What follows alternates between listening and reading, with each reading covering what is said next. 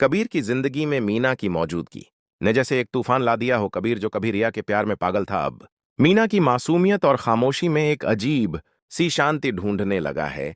लेकिन दिल के किसी कोने में वो अब भी रिया की यादों में उलझा है। मीना ने कभी मोहब्बत की भीख नहीं मांगी, उसने सिर्फ एक रिश्ता निभाने की कोशिश की। लेकिन जब मोहब्बत मजबूरी बन जाए तो रिश्ते बोझ लगने लगते हैं। मोबिन की बीवी अब इस रिश्ते से वो सब हासिल कर चुकी है जो वो चाहती थी। उसकी बहन इस घर की बहू बन गई। मोबीन की दूसरी शादी का खतरा टल गया और महाबीना उसके आगे झुक चुकी है। लेकिन जीत के इस एहसास में वो ये भूल गई कि जिस घर को उसने जोड़ने की कोशिश की उसमें दरारें अब भी मौजूद हैं। महाबीना अब भी अपने वादे से पीछे हटने की सोच रही है, क्योंकि वो जानती है कि कबीर मीना को कभी रिया की जगह नहीं दे पाएगा। एक रात मीना ने कबीर से पूछ ही लिया, क्या आप कभी मुझे अपना पाएंगे? कबीर चुप रहा।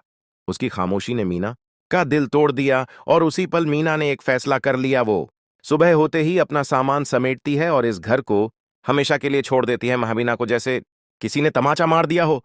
उसकी सारी चालें बेकार हो गईं।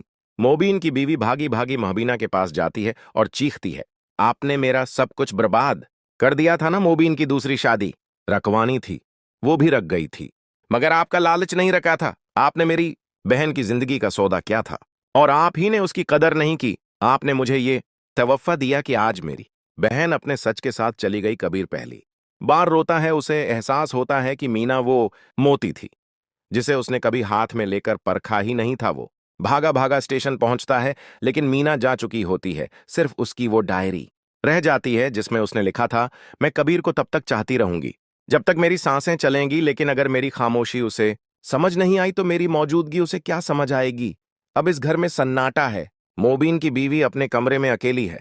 कबीर अपने कमरे की दीवारों से बातें करता है। महाबीना अब हर वक्त एक डर के साए में जीती है और मीना वो अपनी खुददारी और मोहब्बत दोनों को दिल में लिए एक नई जिंदगी शुरू कर चुकी है।